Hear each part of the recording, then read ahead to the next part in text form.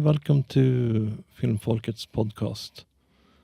We that speaks today is Göran, Johannes, and Björn. Today's movie is Code of Silence. The movie in brief. when a sting operation against drug dealers goes sideways, an innocent is shot, and Police Sergeant Eddie Cusack, played by Chuck Norris, is shunned by the department for refusing to sign on to the cover-up. Young artist Diana Luna is caught in the back and forth of vengeful retaliations between the drug-dealing Comachos and her own father, Crazy Tony's mafia, and Cusack has to protect her. That is a good summary. And this is an old 80s movie, so we see a lot of old tech from the time, or from the sort of computers that they're using, or like sort of big screens, and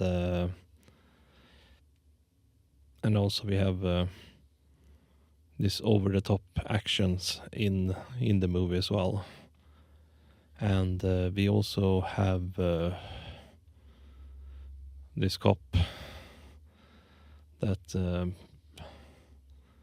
kind of disliked, especially when he was shooting an innocent kid on without thinking, which makes me kind of mad. It's a pretty interesting story angle for its time, because around this time, 1985, you have basically the Reagan era.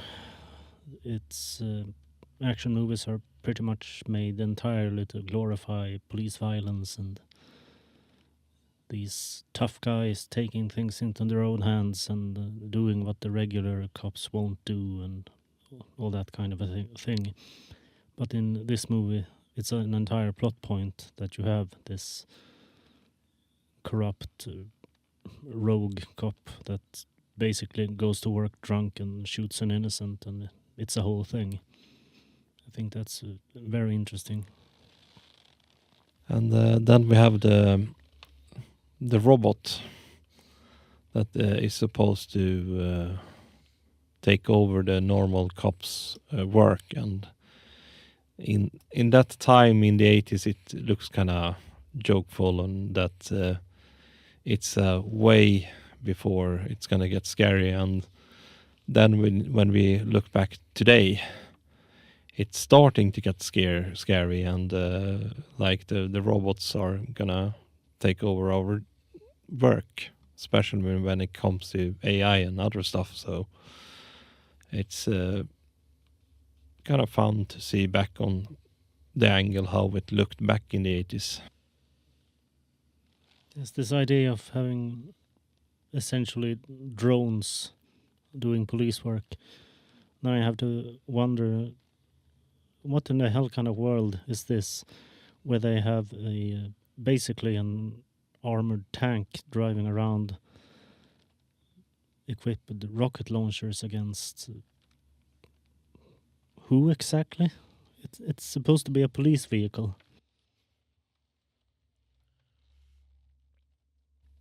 Yeah, a police vehicle with rocket launchers, maybe not. Maybe a military one, but not police. All things considered, extremely American and not an outrageous extrapolation of what is actually going on in real life now.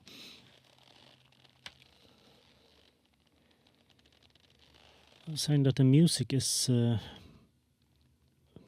my notes, aggressively 80s. You have this extremely noteworthy styling with a synthesizer, electric guitar and saxophone all in one melody. I think it's...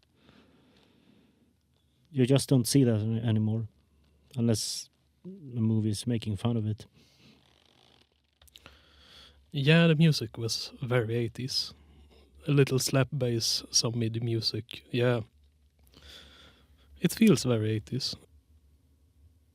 Yeah, I agree when I'm with the music that it feels a little bit of Frankenstein's monster with how it's mixed.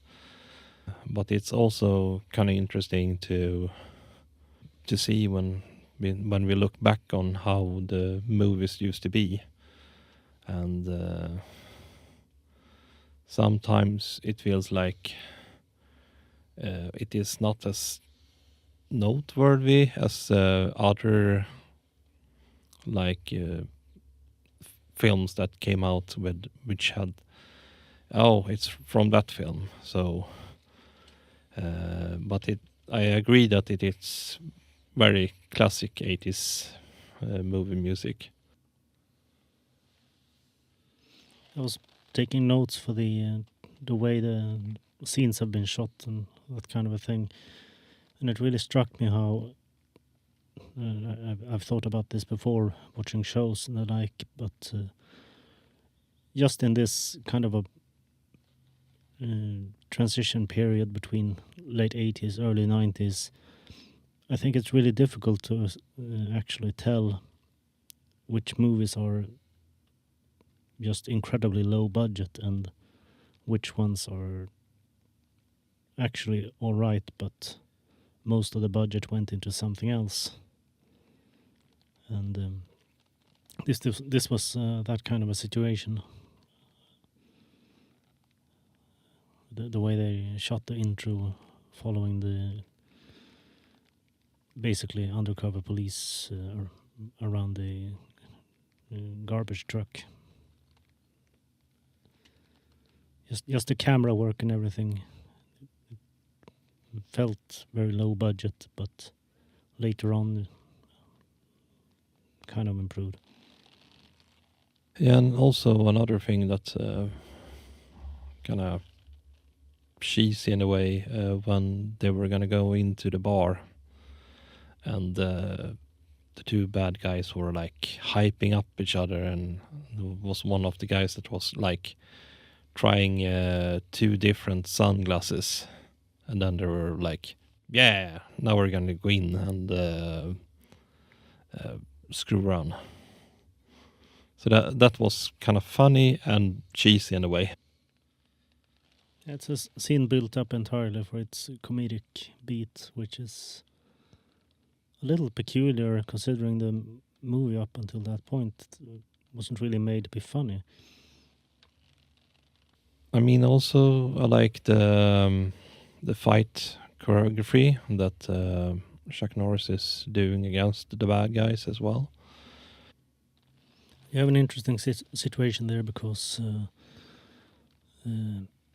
his earlier movies put a lot more emphasis on his martial arts capabilities, and this one is more geared toward making him a more conventional action hero. So when he basically pulls out his tricks, it's an exceptional thing. Most scenes were very good and very workable, but some scenes was very notable. Be pretend punching or smacking someone's head against the table. You mean some kicks actually hits pretty hard, and then you see someone almost not getting kicked at all. The dramatic change between a real punch and a real kick and the scripted kicks, you could really see a difference between scene to scene, and that goes back to the budget. Is it actually a decently good budgeted film with good choreography? And in other scenes, it's shown that he's a pretty good shot and a very accurate shot with all types of guns, between his revolver, shotguns, and, well, mostly that, but still. He knows what he's doing. Stylistically, it's a movie that kind of falls into a certain genre where the I don't want to call it propagandizing, but it's basically making a point that the old style mafia guys, they have some semblance of honor, while these newfangled scary Colombian cartels and other Hispanic groups are completely ruthless and inhuman in their violence.